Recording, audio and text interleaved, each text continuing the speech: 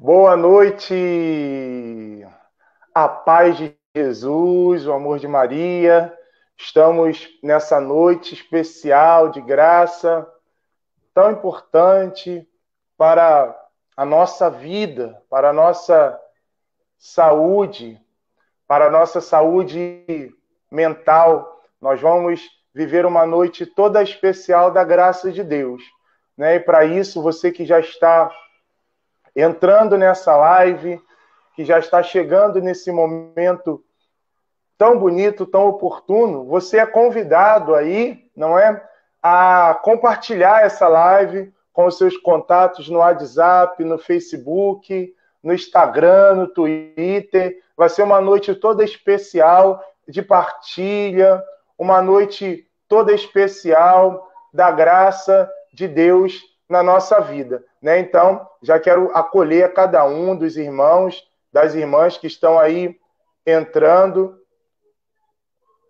dos irmãos que já estão chegando nessa live, que já estão entrando nesse momento de partilha, né? Vamos, então, já dizer assim, que o nosso tema dessa noite nós vamos meditar, partilhar, juntamente com o nosso convidado dessa noite, que já já nós vamos o apresentar, partilhar um pouquinho, fazer um bate-papo sobre a síndrome do pânico, né? Mas antes de nós iniciarmos, vamos saudar a Santíssima Trindade. Em nome do Pai, do Filho e do Espírito Santo. Amém. Vinde, Espírito Santo, enchei os corações dos vossos fiéis e acendei neles o fogo do vosso amor. Enviai o vosso Espírito, e tudo será criado, e renovareis a face da terra.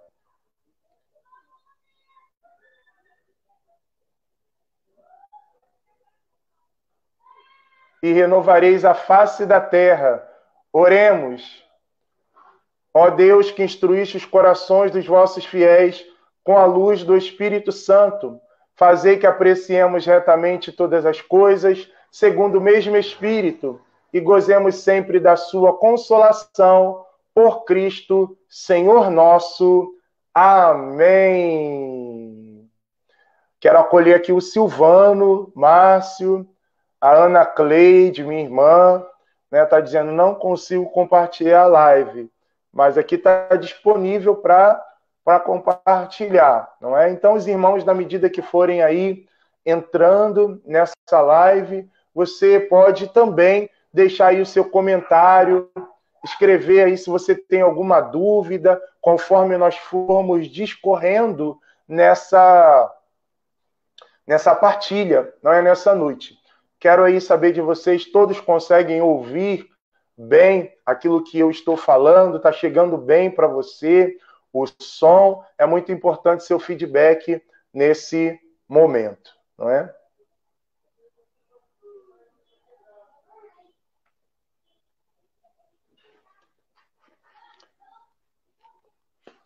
Então, já quero convidar você também a fechar um pouquinho seus olhos, se colocar diante de Deus, colocar a tua vida, colocar o teu coração, colocar tudo aquilo que você tem, tudo aquilo que você é, nas mãos desse Deus amoroso, nas mãos desse Deus misericordioso.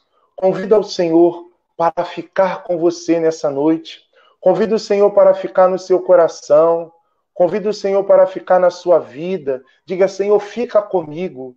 Senhor, vinde em meu auxílio nessa noite. Vinde, Senhor, me socorrer. Vinde, Senhor, me ajudar nessa noite. Vinde em meu auxílio nessa noite toda especial. O Salmo 138 fala assim, olha, você não precisa pegar não, mas só acompanha aí na sua casa. Senhor, vós me prescrutais e conheceis, sabeis tudo de mim, quando me sento ou me levanto. De longe penetrais meus pensamentos. Quando ando e quando repouso, vós me vedes. Observais todos os meus passos. A palavra Ainda me não chegou a língua, e já, Senhor, a conheceis todas. Vós me cercais por trás e pela frente, e estendeis sobre mim a vossa mão. Esse é o nosso Deus, que estende a sua mão sobre nós, sobre a nossa vida, sobre a nossa história, sobre aquilo que nós trazemos no nosso interior, no nosso consciente, no nosso subconsciente. Portanto, nessa noite, nós somos convidados a deixar o Senhor passar na nossa história.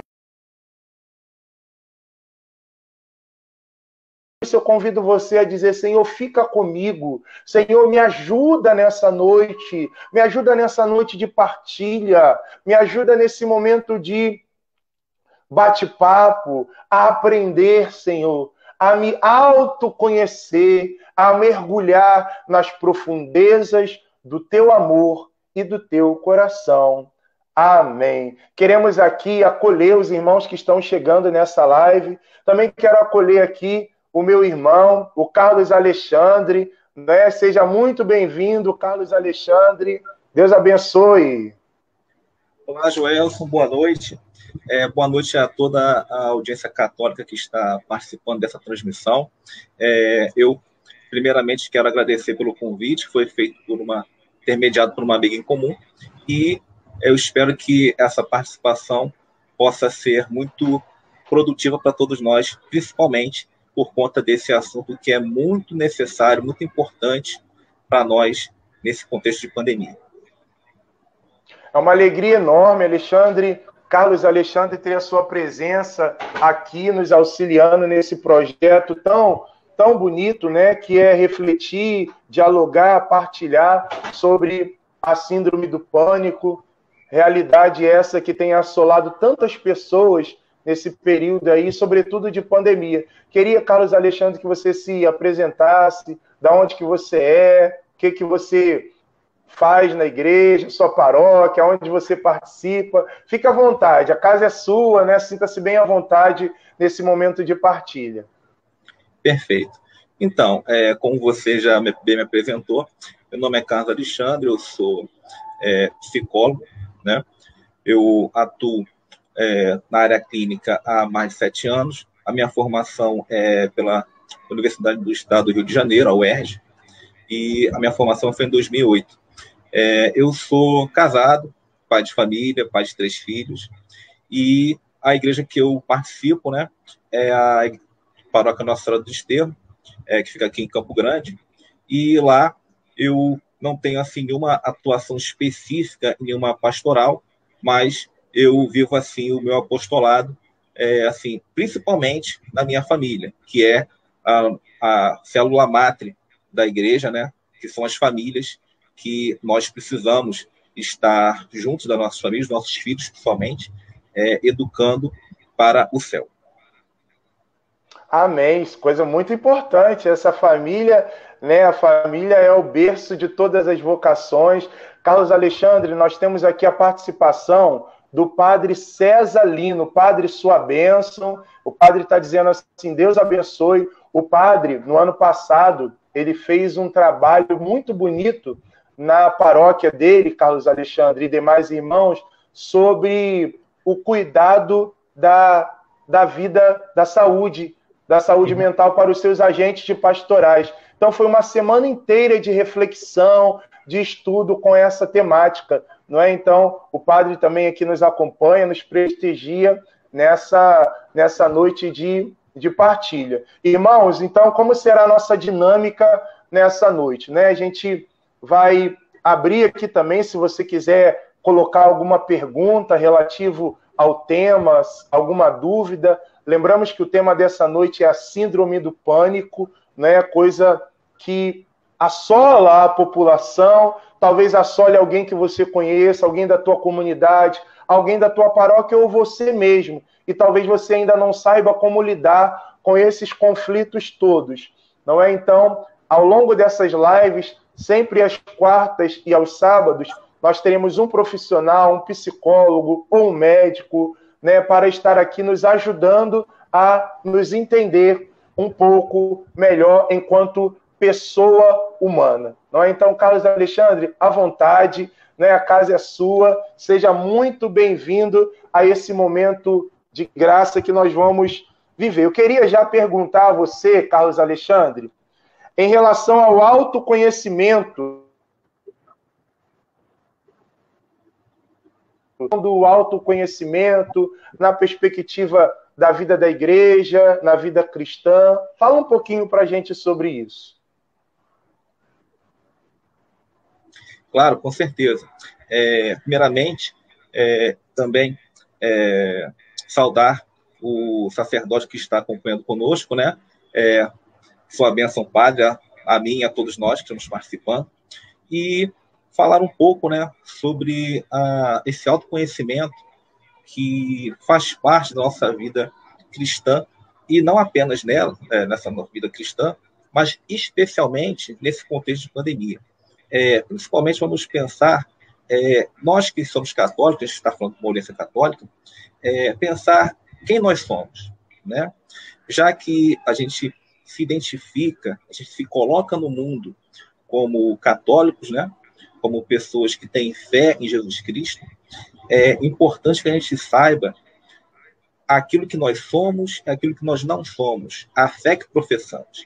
Claro que hoje, por conta dessa questão sanitária que nos limita a todos, né?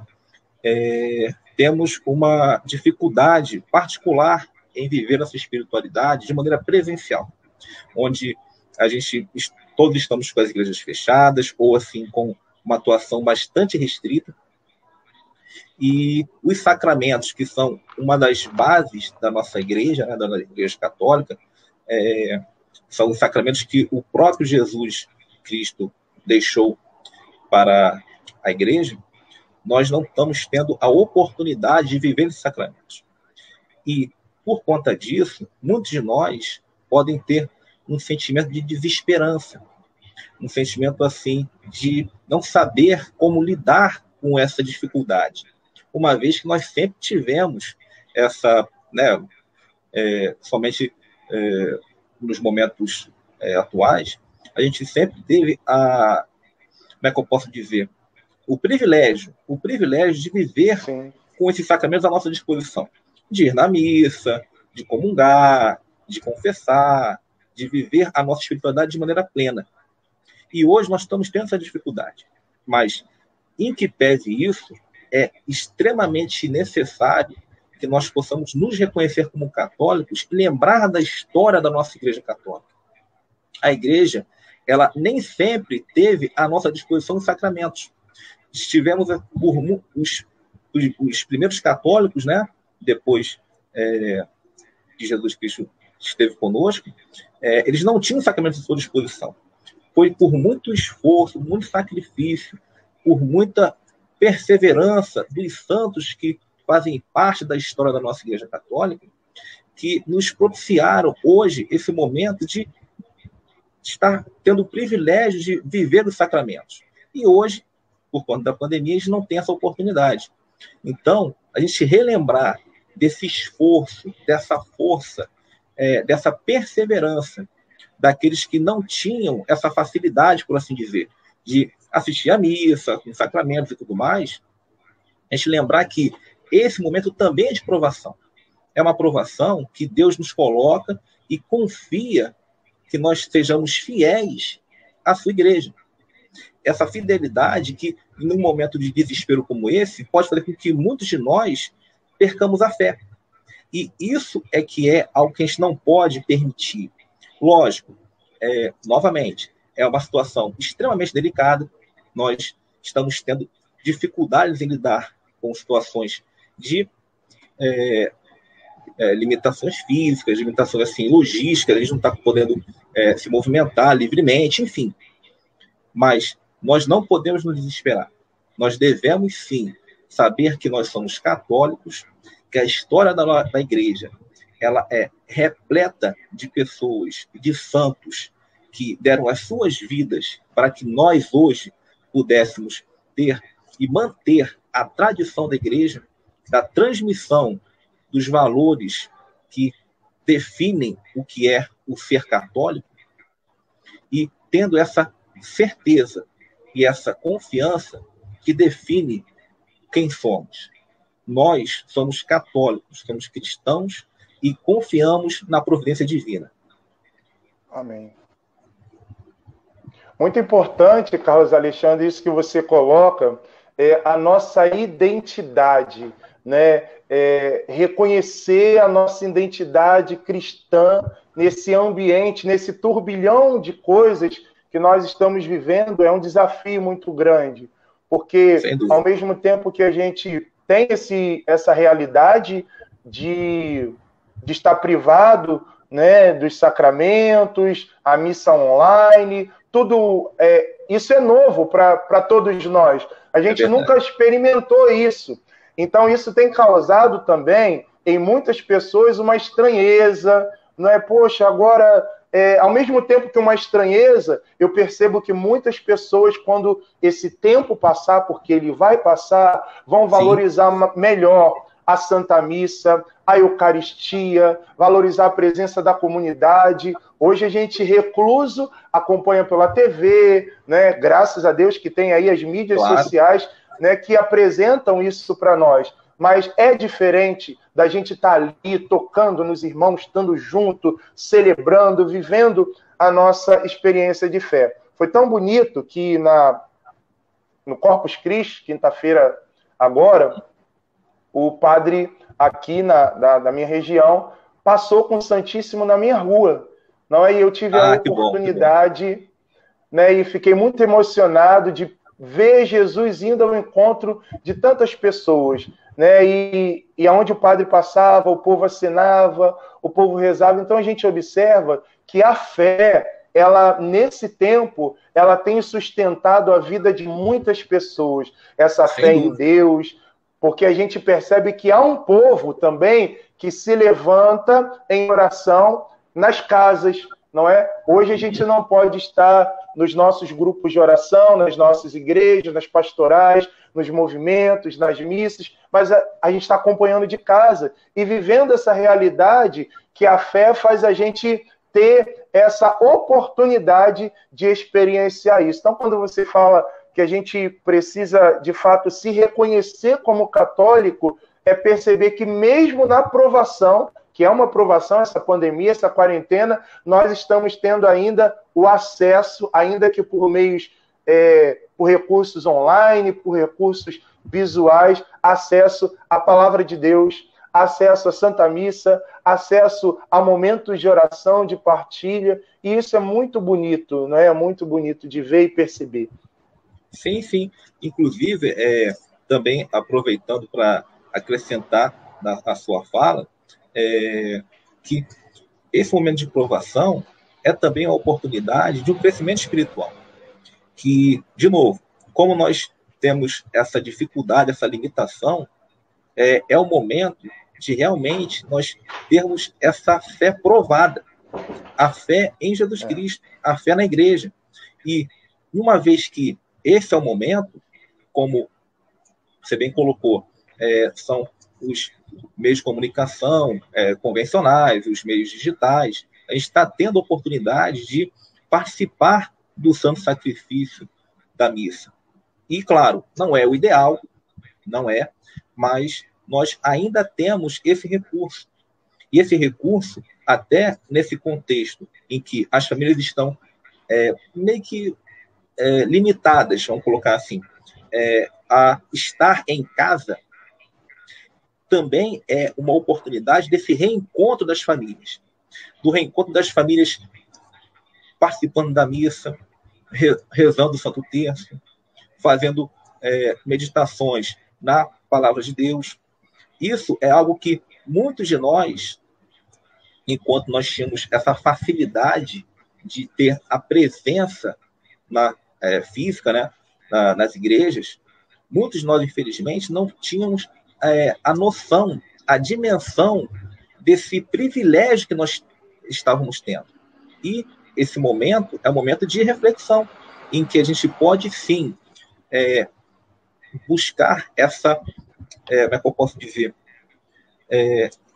essa melhoria, esse avanço esse crescimento na vida espiritual. Acho que isso é muito importante. De novo, é um momento difícil, complicado, mas nós ainda somos cristãos. Nós ainda somos católicos, essa é a nossa identidade, e com os recursos que tivermos à mão, nós vamos continuar sendo fiéis a Cristo e acompanhando a sua Santa Missa e todos os sacramentos que forem possíveis, né, por conta do contexto da pandemia, ainda serem ministrados pelos santos sacerdotes. Maravilha. Né? Olha, já tem até aqui uma pergunta, mas antes das perguntas, vamos seguindo aqui no nosso cronograma. Daqui a um pouquinho a gente já entra com as perguntas. Então, Carlos Perfeito. Alexandre, eu queria saber assim de você, o que é a síndrome do pânico? Né? O que é essa palavra que a gente ouve tanto nas mídias sociais, tanto na vida dos artistas, como na vida dos padres, dos leigos, né? A gente sabe de tantas pessoas que vivem essa realidade, mas o que é isso? A síndrome do pânico. Vamos lá. Então, primeiramente, para que a gente possa fazer uma linha de raciocínio que possa ser mais compreensível para todos, eu vou começar falando de ansiedade, que também tem, as suas similaridades, né? Mas eu vou buscar assim, fazer uma explicação, dar uma explicação, para que a gente possa entender o que aproxima e o que distancia essas duas realidades. Primeiramente, a ansiedade é uma circunstância, é uma sensação que todos nós temos. É uma situação natural, é algo assim que nos ajuda a lidar com situações em que a gente não tem em que a gente precisa lidar com tensões. Por exemplo, quando a gente está na iminência de fazer uma prova de direção, por exemplo, a gente fica ansioso, a gente fica preocupado, a gente procura se preparar para fazer o melhor possível para que naquele exame de direção, a gente possa ter um bom desempenho e tirar a carteira de motorista. Isso é algo que nos faz... A gente tem, assim, algumas sensações, algumas motivações, algo assim que mexe assim, com o nosso emocional, assim, com questões físicas também, mas é algo natural, é algo que acompanha a nossa evolução, para que a gente possa lidar com situações em que a gente reconhece como algo assim que merece a nossa preocupação e a nossa preparação, para que a gente possa buscar recursos, reunir recursos físicos e emocionais para poder lidar com esse momento assim de tensão, como foi exemplificado a questão do exame de direção. Isso é um ponto. Ou seja, a ansiedade é algo natural do ser humano, faz parte de todos nós. Aí a gente vai para o segundo ponto, a questão do transtorno de ansiedade, que é quando nós começamos a fazer com que esses momentos assim de tensão sejam maiores e mais difíceis de suportar. Vou usar o mesmo exemplo do exame de direção. Amanhã vai ser meu exame. E eu estou ansioso para chegar logo o dia, para que eu possa fazer logo esse exame, para que eu possa tirar logo a carteira de motorista, enfim. Mas no transtorno de ansiedade, você catastrofiza esses sentimentos, esses pensamentos. Você começa a pensar, poxa, mas será que eu vou conseguir? Será que o meu professor de direção, o meu avaliador, ele vai, por assim dizer, vai simpatizar comigo? Será que ele vai dificultar o meu desempenho? Será que ele vai atrapalhar quando eu tiver que passar uma marcha, ou ter que olhar para o retrovisor, ou ter que passar pela baliza? As pessoas, no transtorno de ansiedade, as pessoas começam a imaginar uma situação que é muito catastrófica e começam a liberar mais tensão, mais preocupação na sua vida. Então, a gente pode também colocar a ação da adrenalina. A adrenalina é um hormônio que nos ajuda a lidar com situações de tensão. Até nessa situação do exame de direção, a adrenalina acaba sendo secretada no nosso corpo, na nossa corrente sanguínea, de maneira assim, muito, como é que eu posso dizer, muito além da conta. E a gente fica muito tenso, a gente fica muito nervoso, fica muito preocupado, a gente não consegue dormir à noite, a gente fica irritadiço, a gente fica tenso, a gente vive essa situação de realmente imaginar o pior que pode acontecer naquela situação que está na expectativa de que seja melhor. Mas a gente acaba ficando mais preocupado do que o normal. Esse seria o transtorno de ansiedade. E, entrando agora na síndrome do pânico, o que seria a síndrome do pânico nesse contexto? A síndrome do pânico já é um medo irracional. Da mesma forma que a ansiedade é algo que a gente consegue identificar, a gente vê assim, poxa, a minha ansiedade, ela é porque amanhã eu vou prestar um exame de direção. A gente sabe a razão, é uma razão delimitada, a gente sabe por qual motivo a gente está suando, a gente está tendo muito assim, sensação de falta de ar, a gente está tendo dificuldade de dormir, a gente sabe por quê. Então, a partir daí, a gente consegue lidar com essa situação com base naquilo que a gente está vendo. O transtorno de ansiedade é dessa forma, então, assim, eu tenho que me acalmar, buscar, assim, lidar com essa situação para que eu não precise me estressar tanto. Na síndrome do pânico, já é uma coisa difusa. A gente não identifica o motivo que faz com que a gente tenha essa tensão. E, nesse caso, falando novamente da secreção do hormônio adrenalina na nossa corrente sanguínea, é uma descarga de adrenalina extremamente exagerada, muito acima do normal. E aí, todas aquelas sensações que a gente tem na ansiedade, no transtorno de ansiedade, são muito mais agudos, muito mais graves. Por exemplo, a gente pode ter dor de cabeça, a gente pode ter palpitações, a gente pode ter uma aceleração do ritmo cardíaco, a gente pode ter sudorese, a gente pode ter formigamento nas extremidades, nas pontas dos dedos, nas pontas dos pés. E é algo que faz com que a gente tenha uma sensação de morte iminente. A gente fica tão desesperado, tão em pânico, daí óbvio o nome da síndrome, que é um pânico tão irracional que a gente tem sensação de que a gente vai perder a razão, que a gente vai ter um descontrole emocional tão imenso que a gente se desespera. Então, na síndrome do pânico, a gente acaba até tendo sensação de despersonalização, que no caso, assim, a gente se vê fora do nosso corpo, a gente se achar muito estranho, a gente assim, nossa, o que está acontecendo? E é algo assim que faz com que a gente realmente perca o controle. E até dentro dessa perspectiva de ansiedade, essa comparação, no caso, de ansiedade, transtorno de ansiedade e síndrome do pânico, como a gente colocou, a ansiedade é algo natural do ser humano, o transtorno de ansiedade é algo assim mais exacerbado, mas que a gente consegue delimitar a razão e a partir daí, desse autodomínio, desse autoconhecimento, a gente procura lidar com a situação com as ferramentas que a gente tem.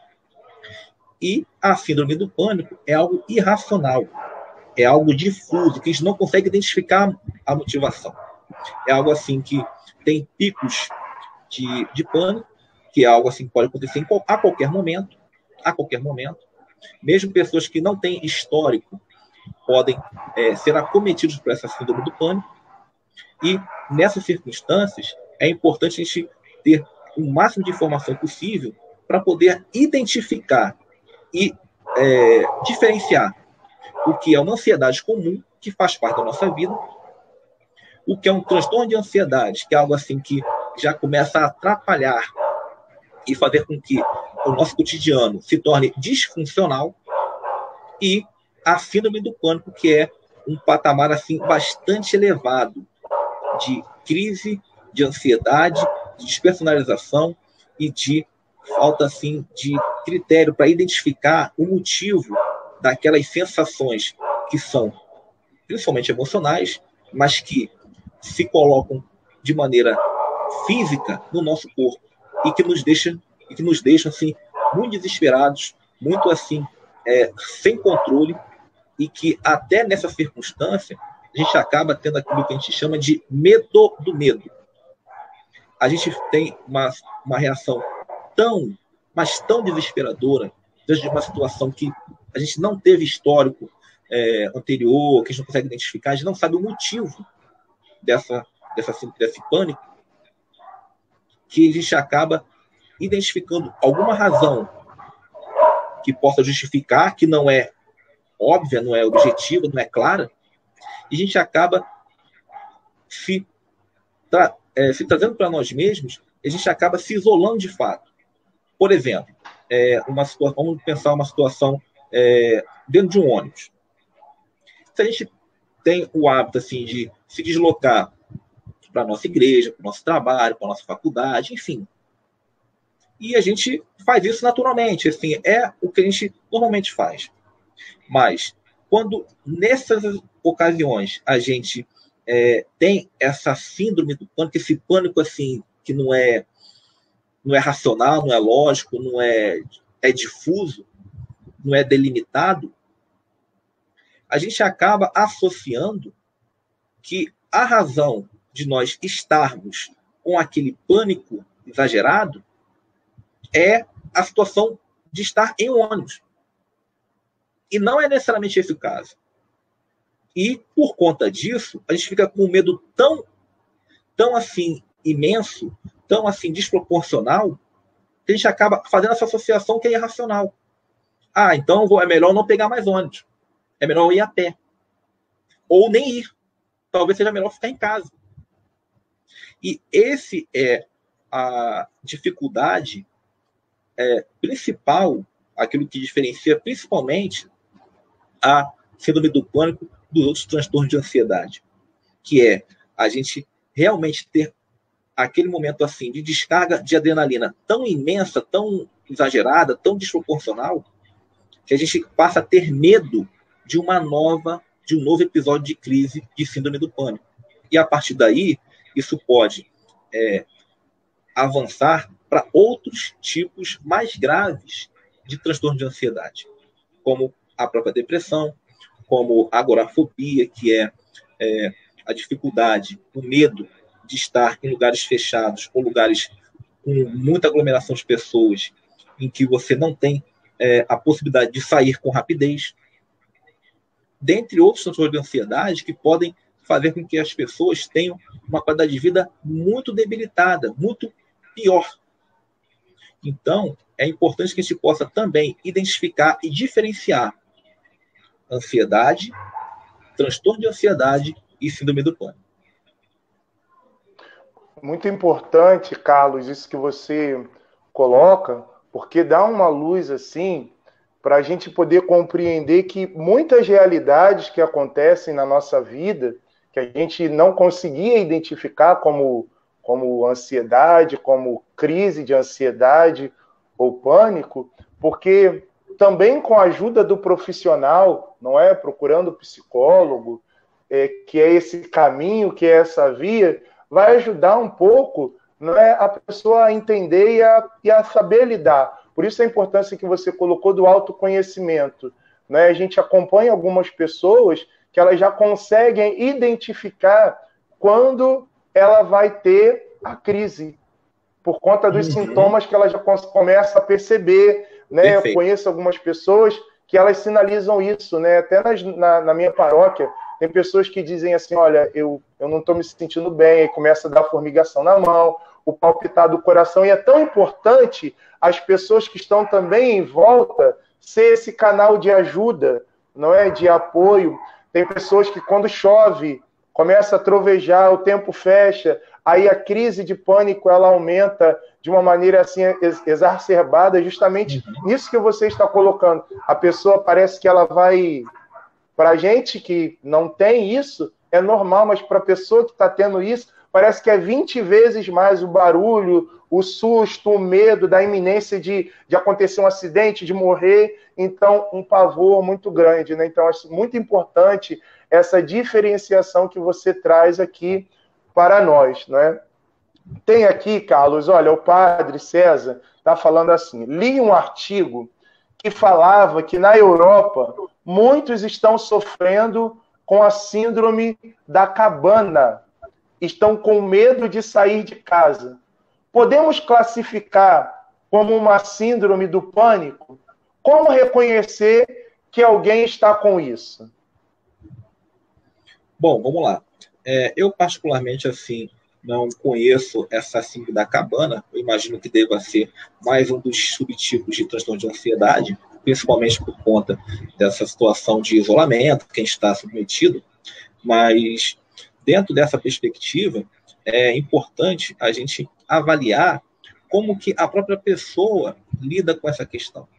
Porque, é claro, uma vez que a gente pode imaginar que essa pessoa está em isolamento, ela tem, assim, toda uma restrição de locomoção, ela tem que sair de casa com todo um aparato, né, por assim dizer, de proteção individual, máscara, higienização das mãos, higienização das superfícies que vão ter contato de muitas pessoas com álcool em gel. Então, eu imagino que uma pessoa que tem esse pânico de estar com outras pessoas, de sair até por conta do risco do contágio, ela acaba se isolando de fato e Sim. estando dentro de um ambiente que para ela é seguro. Até é importante a gente fazer essa exemplificação, porque até em ocasiões em que uma pessoa tem uma síndrome de pânico, a gente pode exemplificar de uma outra forma, até para que a gente possa alcançar esse exemplo que o ouvinte está nos colocando. O padre César que fez o Padre César, nosso sacerdote. Então, a gente pode colocar, Padre César, o seguinte: dentro de uma circunstância em que a pessoa, por exemplo, está no ambiente de trabalho, vamos colocar assim, e convive com isso, convive com a síndrome do pânico, em que em qualquer momento ela pode ter essa descarga de adrenalina e pode se sentir assim, muito tenso, numa situação tão desesperadora que ela prefere fugir desse ambiente. O que a gente pode entender por isso? O ambiente ele se torna ameaçador. Aquele ambiente em que ela está inserida, que pode ser qualquer um, pode ser o trabalho, pode ser o shopping, por exemplo, pode ser a própria igreja.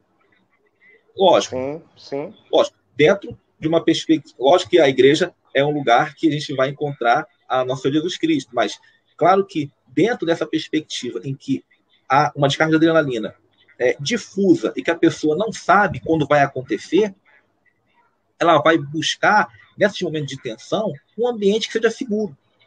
E se para ela a segurança garantida é estar em casa, provavelmente ela vai fazer isso, ela vai pegar, vai sair desse ambiente durante aquele momento de crise, vai voltar para sua casa, ou para um ambiente que ela se sinta mais segura.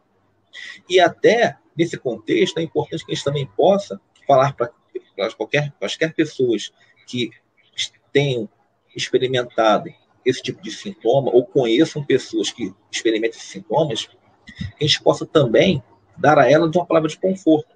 Saber que em qualquer crise de ansiedade, de transtorno de ansiedade ou de síndrome do pânico, é importante que a pessoa saiba que aquele momento vai passar. Claro, no momento do desespero, é difícil a gente manter a calma. É difícil que alguém diga assim, não, se acalma que vai ficar tudo bem. É algo extremamente delicado lidar com essas situações. Mas é importante que até por conta do acompanhamento terapêutico, do acompanhamento médico, da medicação que eventualmente a pessoa precisa tomar para controlar essas crises, que ela possa também, dentro dessa lógica de autodomínio e autoconhecimento, que ela possa, naqueles momentos, lógico, em ansiedade e transtorno de ansiedade, a pessoa vai ter um recurso maior para lidar com isso, porque ela já vai ter o conhecimento do que acontece quando ela está nesses momentos. Então, ela vai conseguir delimitar e buscar recursos internos para poder lidar com isso. Exercícios de respiração mais ponderada, de pensamentos positivos para confrontar aqueles pensamentos negativos. Mas, na síndrome do pânico, também é importante que alguns desses recursos possam ser usados. Que a pessoa possa buscar, não, eu estou tendo essa crise, mas ela vai passar. Eu preciso, assim, me acalmar. Eu preciso, assim, buscar um ambiente em que eu possa me sentir mais à vontade. Que eu possa estar também em ambiente que tenham pessoas com as quais eu estabeleça uma relação de confiança. E isso também é extremamente importante de ressaltar, porque dentro da proposta de uma relação terapêutica, de uma relação médica, de um uso assim de medicamento para poder lidar com isso, é importante que a pessoa possa confiar em alguém para poder dividir esse sofrimento. Claro que a pessoa não vai dividir sofrimento assim na prática, mas ela vai poder estar com uma pessoa que vai entendê-la, que vai dar suporte emocional a ela e que vai poder ajudar assim, poxa, não, você quer o quê? Você quer uma água? Você quer sair daqui?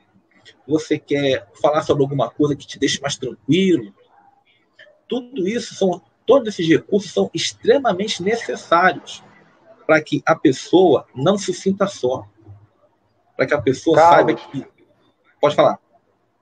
Nisso que você coloca, me vem aqui logo à mente e ao coração os trabalhos que existem dentro da igreja, até com profissionais psicólogos também, a pastoral da escuta. Muitas das nossas paróquias têm esse trabalho da pastoral da escuta, que se disponibiliza a estar ali sendo um braço do sacerdote, porque com o padre a gente conta ali os nossos pecados na confissão. Tem padres que fazem aconselhamentos, né, para direcionar, para acompanhar, mas às vezes o leigo ele quer ter um outro leigo para partilhar, um casal quer conversar com um outro casal da igreja para o direcionar. E como é importante esse trabalho que tem dentro da nossa igreja católica de aconselhamento, sobretudo dentro da renovação carismática. A gente observa que tem os atendimentos de oração, que não é só para atender, mas é mais ouvir, né? A gente diz isso no ministério, que o momento de cura, ele começa quando a pessoa partilha, né? Conforme a gente vai partilhando, vai abrindo o coração, vai expondo as feridas para Deus, e ali o outro pode ser essa ajuda adequada. Um copo de água, é uma boa amizade, escutar uma boa música, passear, viver a experiência de fé, ir em um bom retiro que vai tratar dessa questão da reflexão interior, da cura interior. Existem tantos retiros de silêncio que proporcionam esse momento do autoconhecimento, de olhar para si. E é tão bonito que todo dia, na liturgia da igreja, na liturgia das horas, quando a gente reza as completas, tem lá no finalzinho assim, fazer o exame de consciência. O que eu fiz de bom? E o que não foi tão bom? Como que eu posso fazer para melhorar isso no dia de amanhã? Também é uma válvula de escape a partir da palavra de Deus, a partir dessas ferramentas também que a igreja ela oferece, que são caminhos que ajudam a gente a lidar com essas coisas. Então, eu acredito que essa expressão que o Papa João Paulo II ele usou muito bem, a fé acompanhada da razão, a razão acompanhada da fé. A ciência junto com a fé junto com a ciência, ela provoca dentro de nós uma atmosfera de melhora, porque, veja, Deus ele abençoa o profissional, o médico e todos os profissionais que cuidam da saúde. Para quê? Para ajudar a gente a se entender, para que se entendendo a gente possa entender também que o outro é um ser limitado. Isso é mais... Então, quando você fala isso, me remete muito a isso, a essas expressões que tem dentro da igreja. Tem lá a pastoral da escuta, tem aquele senhorzinho, aquela vovozinha, aquela moça, que tem o dom do conselho que Deus deu, natural, não é para que possa também auxiliar, ajudar e direcionar, sabe? Nesse caminho que você coloca, que é bem pertinente, né? Desculpa, assim, interferir no que você estava falando, mas veio muito isso no meu coração de falar isso, sabe? Porque nas nossas paróquias, nas nossas comunidades, nos nossos grupos de oração, nós temos pessoas que são esses canais, que são ali ao ouvido. Pode falar, meu irmão, não é? E, claro, não é só a oração. A oração ela ajuda 99,9%. Mas é necessário, quando a gente identifica que está com um problema, procurar um profissional, porque o profissional tem técnicas e meios que nós não temos para nos ajudar a viver um equilíbrio, né? Um equilíbrio interior como pessoa humana. Isso é muito importante que você traz. Não, perfeito, assim, não tem menor problema de interromper, foi uma intervenção super pertinente dentro da tua experiência espiritual, e aproveitando esse ensejo, gostaria também de reforçar como é importante que a gente entenda, de novo, dentro daquilo que a gente colocou enquanto preâmbulo, de autoconhecimento, de reconhecer quem nós somos e a tradição que a gente carrega dos apóstolos, que foram transmitidos por todos os papas da história da igreja, é importante, quando você fala que é importante que nós tenhamos a fé e a razão. Foi isso que Deus também nos pede, é isso que Deus nos pede quando a gente vai lidar com o mundo. E é importante nesse contexto a gente reconhecer, a gente lembrar que muitos dos santos da igreja foram homens de razão, foram homens de ciência, sim. Foram homens que se dedicaram de maneira assim extremamente fiel e dentro de uma vocação que foi oferecida por nosso Senhor Jesus Cristo, a vocação do conhecimento, a vocação da ciência, de estudar, de buscar assim entender o mundo para oferecer ao mundo situações e recursos, técnicas para um alívio do sofrimento. Quantos santos abriram escolas, abriram hospitais, que hoje são a referência de saúde pública para todo mundo, para todo o Ocidente. Então, se hoje nós temos escolas, nós temos educação pública para a população, para as pessoas, se a gente tem saúde pública, é porque durante a história da igreja tivemos sacerdotes que eram homens de fé, que se dedicaram ao conhecimento para poder aliviar as dores dos seus irmãos em Cristo. Então, até finalizando assim o raciocínio que a gente tinha começado, pedir desculpas ao sacerdote por conta de eu não conhecer essa síndrome da cabana, vou me dedicar a isso, vou entender melhor esse transtorno, para que talvez numa próxima oportunidade a gente possa detalhar isso um pouco melhor. Mas, dentro desse contexto, até de pandemia, de isolamento que está vivendo, eu imagino que essa necessidade de buscar um lugar seguro, um lugar onde a pessoa possa se manter em equilíbrio, em homeostase, por assim dizer, seja algo que acabe propiciando essa síndrome, em que a pessoa busca um isolamento para fugir do sofrimento e da incerteza de ambiente que a pessoa possa estar exposta a uma contaminação pela Covid ou por quaisquer outros sofrimentos emocionais que ela possa estar submetida. Maravilha. Olha, Carlos, está tendo. O pessoal está participando bastante aqui, olha. Legal. A Ana Cleide, né, minha irmã de sangue, diz assim: o sentimento de medo é confundido por muitos como falta de fé.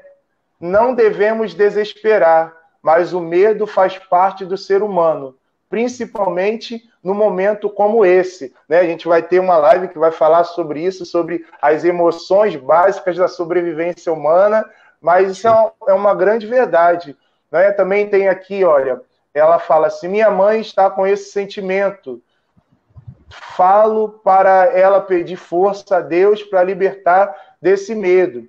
Aí a Kátia Lima aqui, ó, sua amiga, tá dizendo assim, boa noite.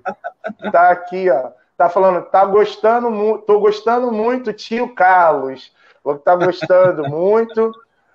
A Cris Canário diz assim: essa angústia dentro do transporte é transtorno de ansiedade? Quando se sente angustiada dentro de um transporte público, pode ser considerado como um transtorno de ansiedade?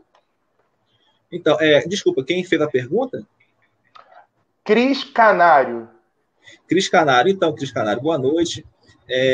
Então, essa angústia dentro de um transporte público que a gente pode sentir, até dentro da diferenciação que a gente ofereceu, na explicação anterior, é algo que a gente pode identificar.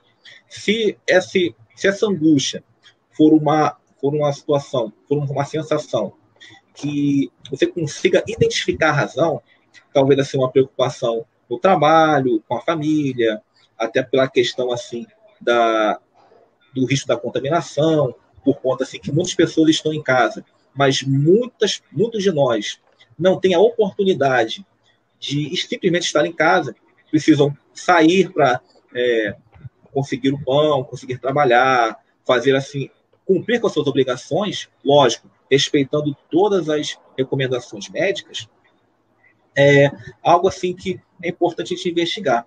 Se a sua angústia for direcionada a isso, a algo delimitado, assim, poxa, eu estou preocupada porque eu estou dentro de um transporte público, talvez uma pessoa não esteja assim usando dos equipamentos de proteção individual, ou eu não posso garantir que a pessoa teve uma higiene adequada, eu não sei se eu vou, se quando eu voltar para minha casa depois desse deslocamento, eu vou estar contaminando alguém, enfim.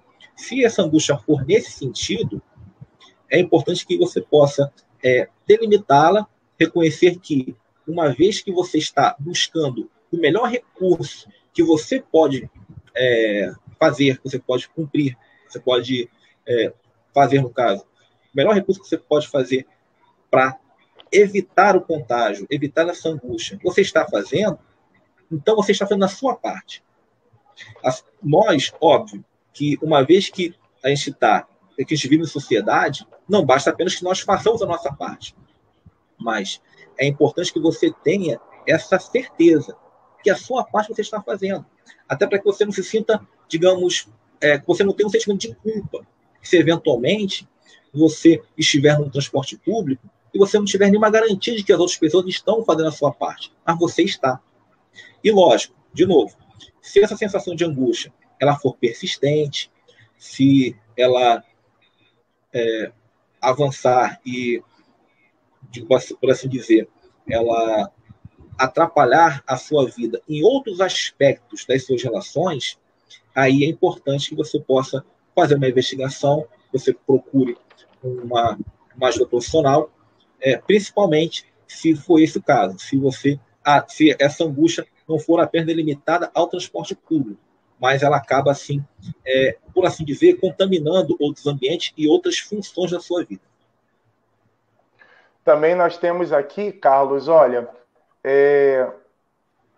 o Padre César diz assim: aqui na minha paróquia temos a Pastoral da Escuta, um braço importantíssimo para o trabalho pastoral aqui. A Sandra Viana, que ela é esposa do diácono José de Arimateia, ela diz assim: nossa igreja, tão rica, boas pessoas, bons conselheiros, sempre tem alguém para nos ajudar capacitado. A Simone Jesus, minha esposa, pergunta assim: tem um amigo, né? Pergunta não, ela partilha. Tem um amigo que demorou 3 anos para investigar, pois só tinha crise em tempos de férias. Hoje ele se trata e vive muito bem. Uma coisa interessante, ele demorou 3 anos para identificar que tinha o transtorno e no período de férias, ela diz aqui, pois só tinha crise em tempos de férias. As férias eram um tempo de dificuldade para ele, né? Ele tinha essa crise de ansiedade, de pânico nas férias. Também assim... aqui Não, desculpa, pode continuar. Pode prosseguir. A Simone Antunes diz assim: a oração de São Bento sempre me ajuda. Então os irmãos aqui estão, né, interagindo também.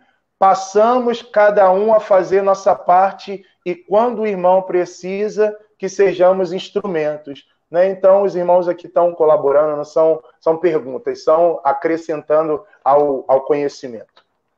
Claro, a gente agradece assim a participação de todos. É importante assim que cada um de nós possa fazer a sua parte. Claro que, até como a gente colocou no início, a primeira célula, né, por assim dizer, familiar, é o nosso próprio ambiente familiar.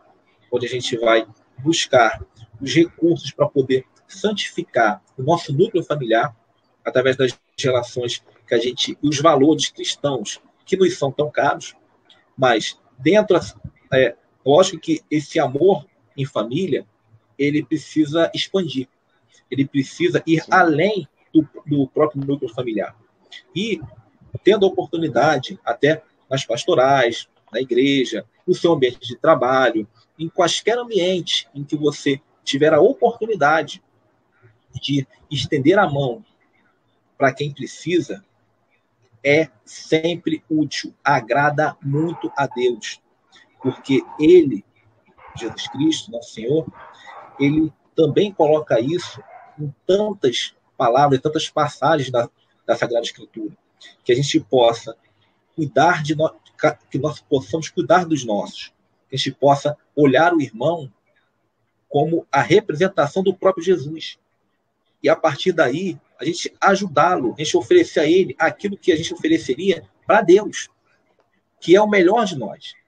E isso é algo, com todos esses comentários que você descreveu, a gente vê que essa comunidade católica, essa audiência católica que está nos acompanhando, procura, sim, oferecer o melhor de cada um para ajudar e minimizar o sofrimento daqueles irmãos que passam por dificuldades. Isso é algo extremamente importante e que é muito pertinente, especialmente nesse momento de pandemia. Uma coisa, Carlos, quando você estava falando em relação à angústia, eu vivi pessoalmente uma realidade assim delicada. Indo para o meu trabalho, tem um tempinho, aí sofremos um assalto dentro do veículo. Né? E foi uma situação assim bem emblemática, bem agressiva, pessoas foram agredidas, pessoas foram tocadas assim na sua dignidade, e aquilo mexeu muito comigo, sabe? E fomos à delegacia, com o ônibus, aquela situação toda. Só que depois eu não consegui mais andar naquela... Olha, eu precisava de trabalho de ônibus, então eu não conseguia viajar. Naquela empresa, eu viajava em outro ônibus. Eu não conseguia viajar mais naquela empresa, nem naquele horário, durante uns 2 meses. A sensação que eu tinha era justamente essa que você falou, que ia acontecer de novo, uma sensação de pânico, de morte. Então, quando alguém se levantava no ônibus, a sensação que eu tinha era que aquela pessoa que estava levantando, ela iria realmente assaltar e acontecer aquilo tudo de novo. Eu não procurei o profissional, né? Mas o que eu fiz? Eu fui conversando com algumas pessoas que foram me orientando, foram me direcionando, e aquilo foi pacificando no meu coração, e eu fui buscando também em Deus, não é esse recuperar do equilíbrio, porque isso mexeu tanto comigo que eu via um ônibus, eu já achava que se eu viajasse naquele ônibus eu poderia ser assaltado. Demorou um pouquinho para que isso fosse assim equilibrado dentro do meu interior. Também tem um outro caso, não é, semelhante a esse, também de assalto. Isso aconteceu em casa com a minha esposa, ela saindo para trabalhar, também fez essa experiência negativa do assalto, então ela não conseguia sair no horário que deveria sair, por conta do medo de ser assaltada, mas também começou ali uma crise já, né, de choro, será que eu vou sair, vai acontecer algo comigo? Então isso aconteceu com a gente aqui em casa. Não é isso, pode ter acontecido com tantas pessoas, sobretudo nesse tempo aí que a gente vive de violência, né? Então, até esse exemplo, essa sua experiência que você está compartilhando, também é propício, também é pertinente dentro dessa explicação, porque aí a gente pode identificar essa dificuldade que você teve por conta dessa experiência traumática como uma das motivações de um transtorno de ansiedade. O que é importante também te colocar dentro desse contexto, o que pode nos levar a esse tipo de sensação. No seu caso, pelo que você está colocando, como você está descrevendo, foi uma situação extremamente traumática, que, infelizmente, muitos de nós estamos submetidos, mas que, dentro de uma situação que a gente chama de transbordamento, ou seja, é algo além daquilo que a gente pode suportar, a gente, naquele momento que você experienciou essa situação, você pode ter ficado assim, mais impactado, assim, mais sem reação, por assim dizer. Mas, no momento em que aquela, entre aspas, aquela ficha caiu, você se deu conta, nossa, eu podia ter morrido. Eu podia não estar aqui. Sim. E aí que aquele desespero, aquela tensão, aquela descarga de adrenalina, ela toma conta do seu corpo. Assim, poxa, eu não quero viver isso de novo. Eu não quero lembrar disso mais. Eu não quero me submeter a esse risco novamente. E isso é algo que realmente, independente da questão profissional, né, eu acho que você buscou um recurso que foi extremamente importante para você, que é uma experiência sua. Que muitos de nós, em ocasiões como essa, a gente não tem assim, a oportunidade, infelizmente, a saúde pública tem dessas coisas, né, infelizmente, muitos de nós não têm a oportunidade de buscar um profissional, de buscar um atendimento, de buscar assim, uma orientação médica para que a gente possa lidar com essa situação. E a gente acaba ficando, por assim dizer, sozinho. E isso faz com que essa situação de ansiedade ela se torne cada vez mais aguda. Agora, como nós colocamos no decorrer dessa transmissão, você teve ajuda, você não estava sozinho. Você pôde compartilhar isso com pessoas com as quais você estabeleceu uma relação de confiança. E a partir dali, pouco a pouco, aquela tensão, aquele, por assim dizer, né, aquele estresse pós-traumático, aquela dificuldade de lidar com a possibilidade de se submeter a esse risco novamente, pouco a pouco, você foi se habituando com a sua própria história. Infelizmente, essa história não pode mudar. Ela aconteceu, isso é um fato. É importante que a gente possa, de novo, reconhecer a nossa própria história, saber quem nós somos e quem nós não somos. Ali você teve o apoio necessário e você pôde absorver aquele impacto aos poucos, no seu ritmo. E, com isso, você pôde lidar melhor com isso. Isso é extremamente importante.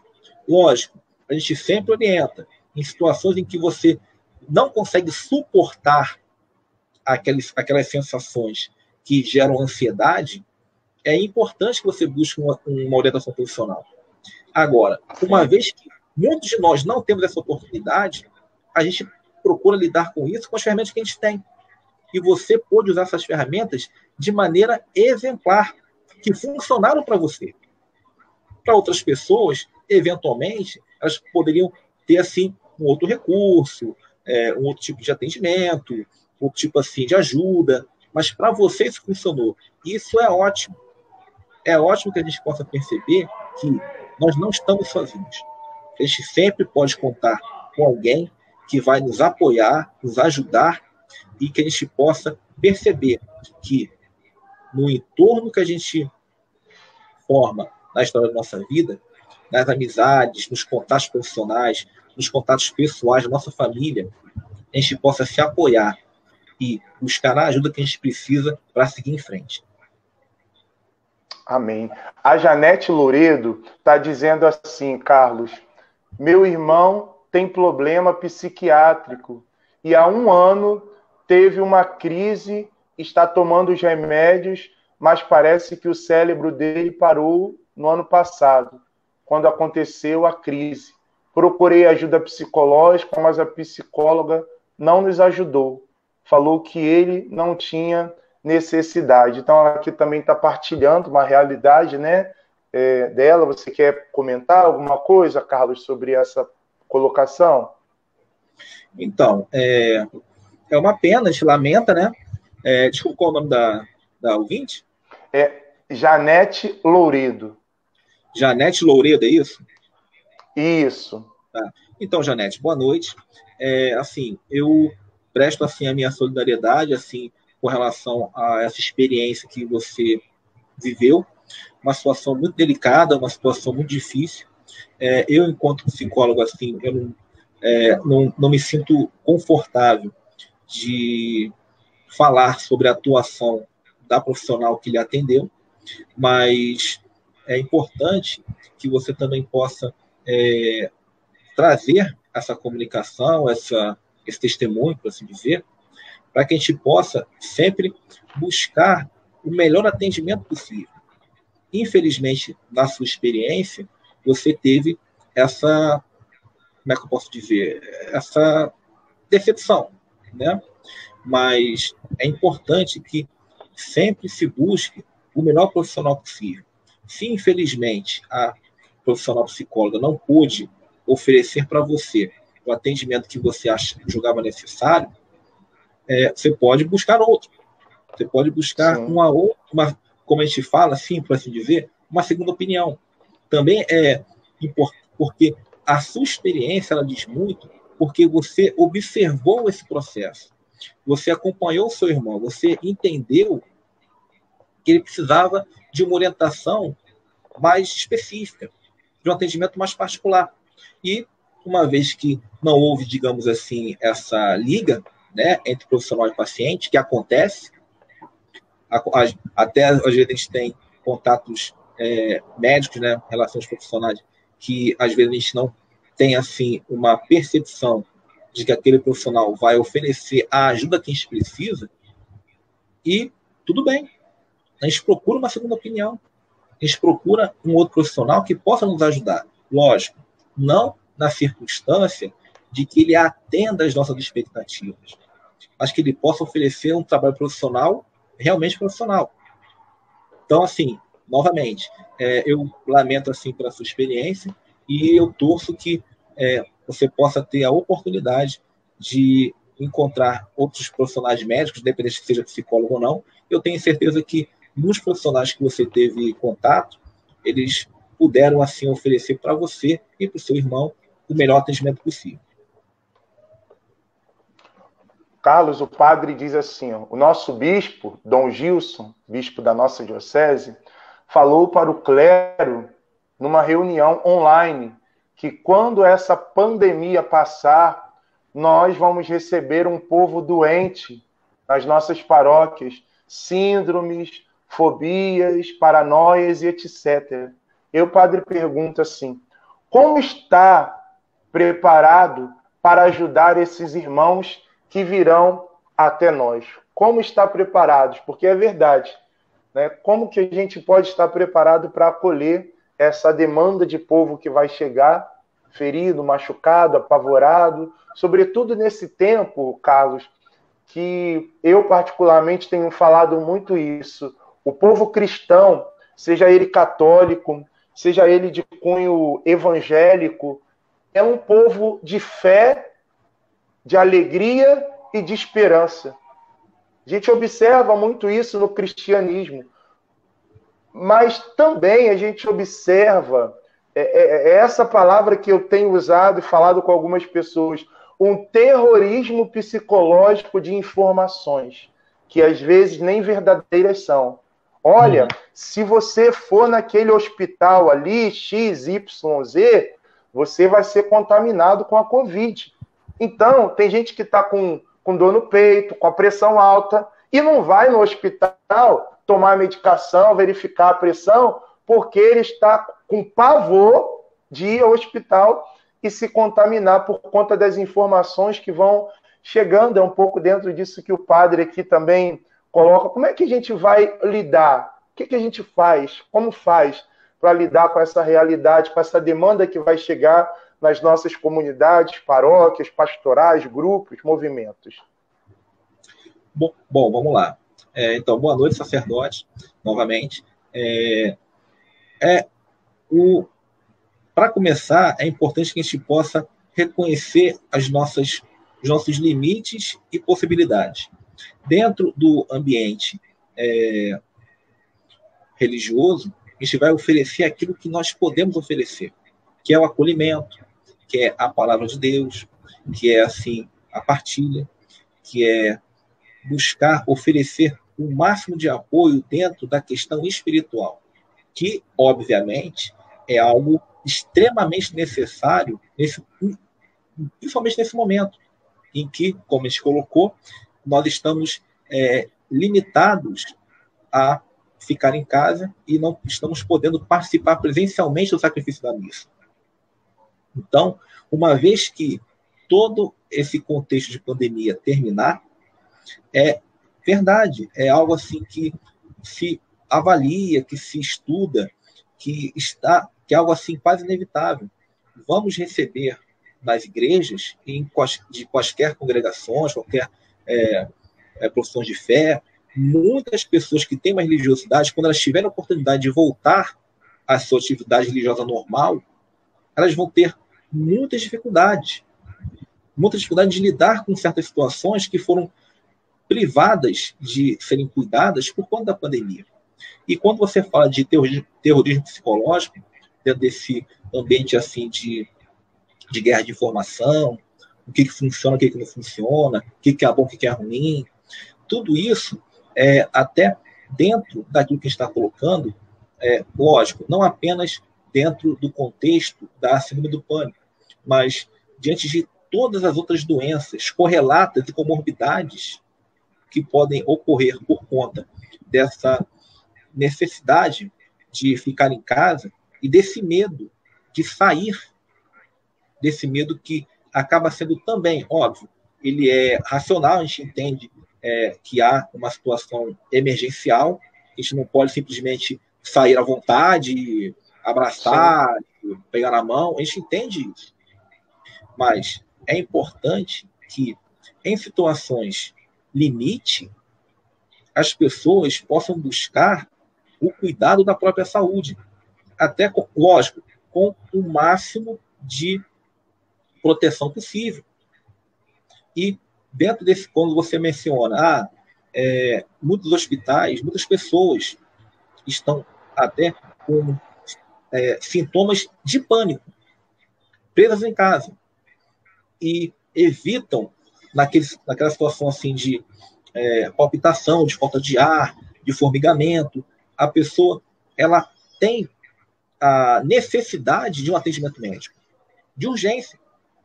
E por conta dessa guerra de informação, ela acaba se privando do próprio cuidado e ficando em casa, se submetendo a uma gravidade muito maior dos seus próprios sintomas. E isso é algo que a gente vê na prática. É algo que a gente já está percebendo que muitas pessoas estão se privando desse atendimento por conta própria. Isso não é o adequado. Lógico, mais uma vez, a gente compreende a seriedade da situação. A gente não pode simplesmente ir sem tomar os cuidados necessários para poder buscar esse atendimento. Mas, se há uma situação urgente e limite, é importante que a pessoa busque esse autocuidado. Esse autocuidado, óbvio, de buscar um atendimento médico que seja adequado e pertinente à sua situação. O risco que existe, existe. Ninguém vai negar esse risco. Mas é importante que a pessoa não se entregue ao medo. Que isso é algo pertinente à síndrome do pânico.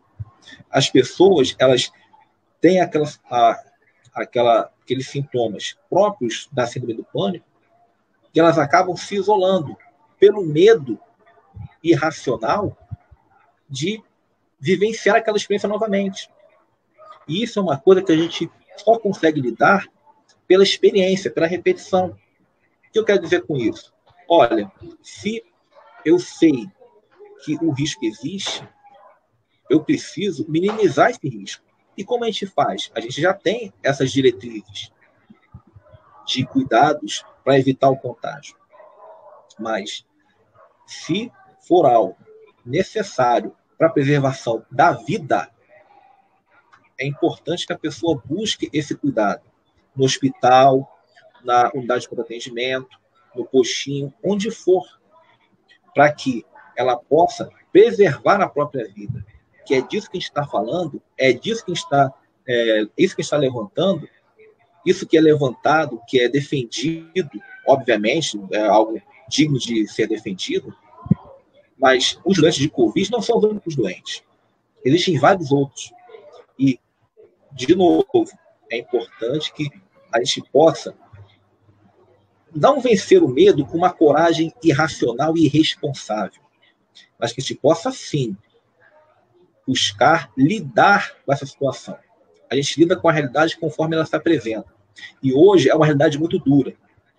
Então, sim, que possamos lançar mão de todos os recursos disponíveis, respondendo o sacerdote que propiciou essa pergunta, que fez essa pergunta, que elaborou essa pergunta, que nós possamos, no contexto da vida religiosa, fazer aquilo que nós sempre fizemos: acolher, oferecer a palavra de Deus, oferecer o perdão dos pecados, oferecer os sacramentos próprios da Igreja Católica, para que, com fé e razão, a gente possa cuidar da alma e também do corpo. Olha, nós temos aqui, muito bom isso que você colocou. A Daniele contribui aqui também, né? Daniele, psicopedagoga, fala assim para nós, olha: Padre, vocês precisarão estar bem consigo mesmo para acolher a tantos doentes da alma que virão. E ela fala aqui também: me lembro de uma fala de Dom Verne, que dizia que chegaria um dia em que nossa igreja precisaria estar preparada. É verdade. Por isso precisamos ficar com nossos olhos em Deus, para sermos capazes de acolher, ouvir e amar. Porque o modelo é Jesus Cristo, não é? Ele é o modelo de servo, de acolhedor. É muito impertinente essa pergunta que o padre fez e você respondeu, não é? E a Dani, que ela contribui também dizendo isso. Essa questão de encontrar-se conosco mesmo. Ficou muito isso no meu coração, sabe, Carlos?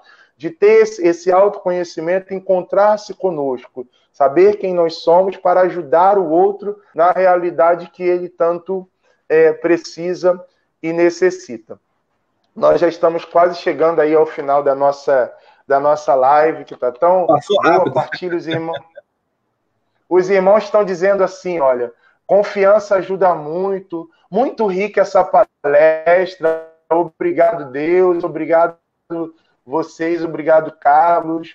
A Simone diz aqui: nossa, também penso assim. Todos os agentes de pastorais e movimentos também precisam se preparar. Isso é uma grande verdade, porque o padre não vai dar conta de tudo sozinho.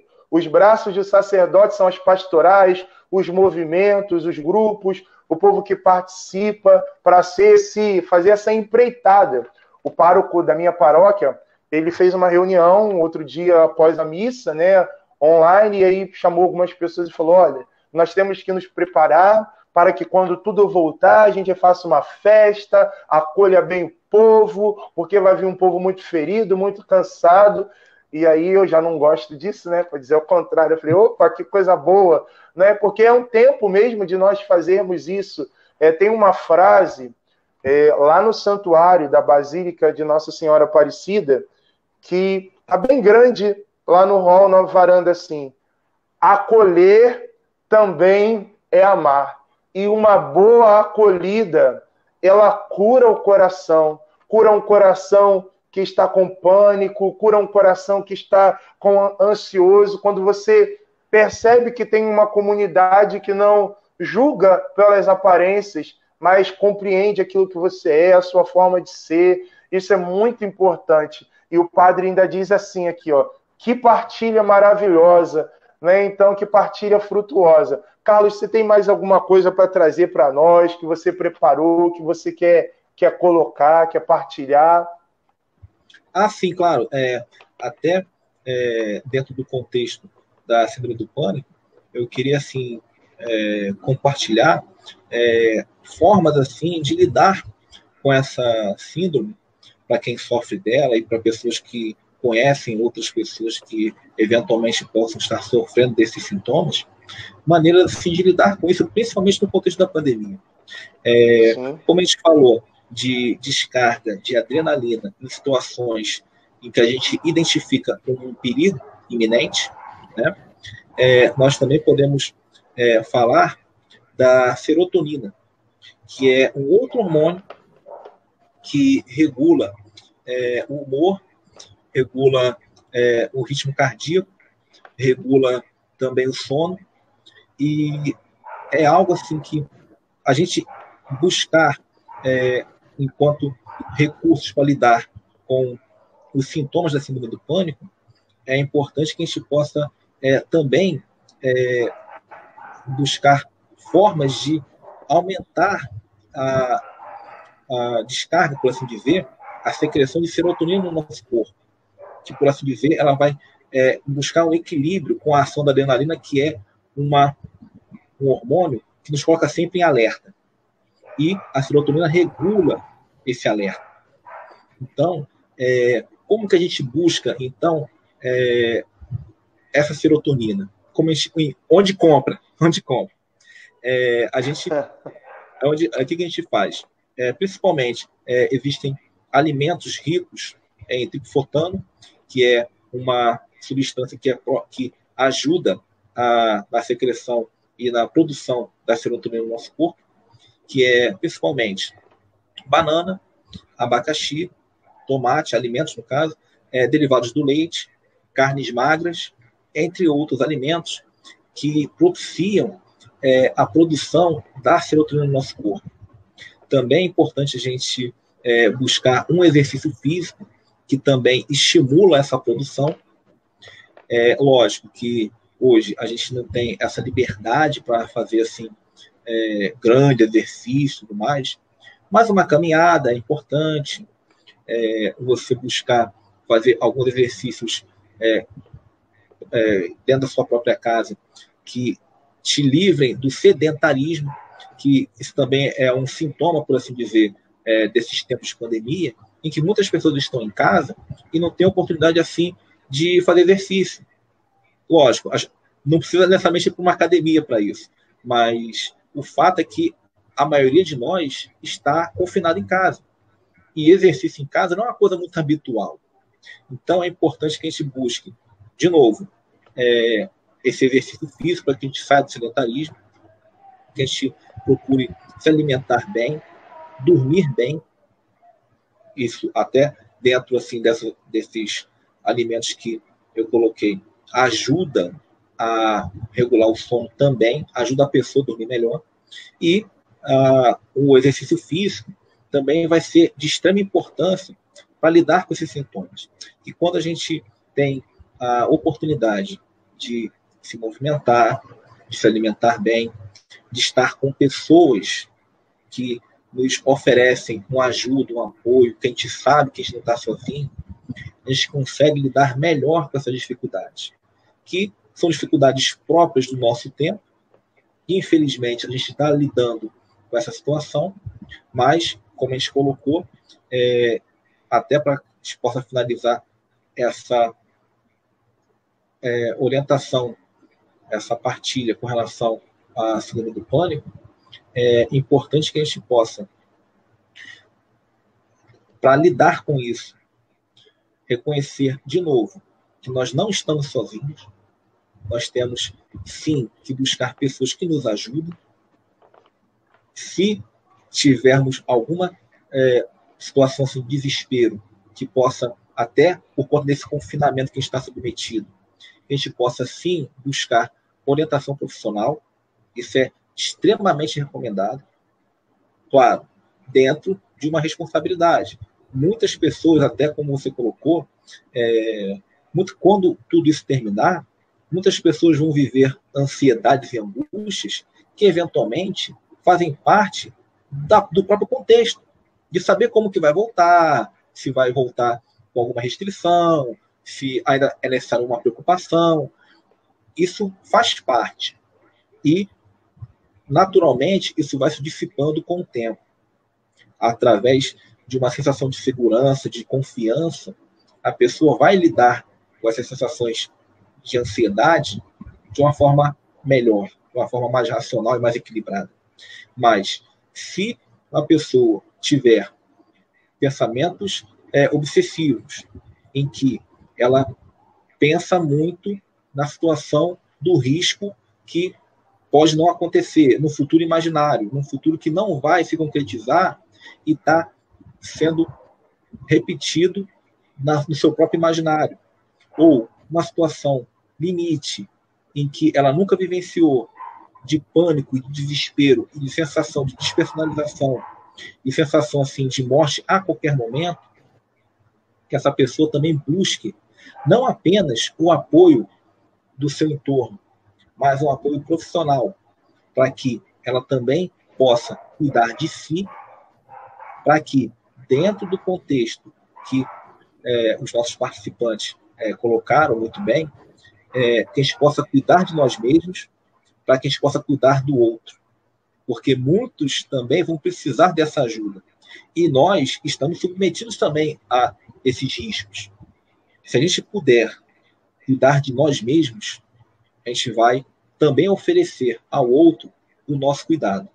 Esse é o principal objetivo desse comentário final. Então, Carlos, olha, aqui os irmãos estão comentando aqui, ó. Já me dará suporte para ajudar muitos irmãos que já têm me procurado para ajudá-los a nível espiritual. A Neide Gomes, lá da Diocese de Caxias, está dizendo que essa live já está dando um suporte para ela a ajudar espiritualmente outras pessoas. A Nilza diz assim, Nilza Maria, está sendo muito aproveitosa essa live. A Alceni diz, que maravilha esse momento. A Neide diz, foi ótimo. A Madalena diz assim, Madalena de Queimadas, paroquiana do Padre César. Muito boa esta colocação, foi muito importante de esclarecedora. A Selma Ibrahim, também, sua amiga aí de profissão, diz assim, olha, muito boa esta colocação, foi muito importante para nós, de maneira esclarecedora. Ela diz assim, a espiritualidade e a ciência caminhando juntas para a eficácia dos cuidados com a saúde emocional. Tantos outros comentários aqui, a Neide diz assim, foi ótimo, a partilha nos ajudará muito, não só quando acabar toda essa pandemia, mas para esse momento que é de uma forma, já tem tentado ajudar alguns irmãos que estão sofrendo com essa situação, nos procurado, pedindo ajuda de modo pessoal. A Simone diz assim, acolher também evangelizar, a live poderia continuar, não é? Então, os irmãos aqui, né, dizendo... Partilha tão gostosa, a gente poder, né, compreender, nos entender. A Daniele diz assim, eu li um artigo que na crise trabalhar a respiração é uma estratégia. Ela pergunta, isso ajuda? Acho que você já falou um pouco sobre isso, mas pode acrescentar aí, tem 2 minutinhos. Desculpa, eu não entendi a pergunta. Ela disse assim, olha, ela que leu um artigo que na crise de ansiedade, trabalhar a respiração é uma estratégia. Isso ajuda? Sim, com certeza. A gente não detalhou muito esse aspecto, esse recurso, né? Mas, sem dúvida. Até dentro assim, de situações de ansiedade assim, que são muito agudas, né? Um dos recursos a serem utilizados é realmente controlar a respiração. Que, claro, muitos dizem assim que é só você respirar fundo. Não, na verdade não. É importante que a gente possa respirar de forma ponderada, devagar,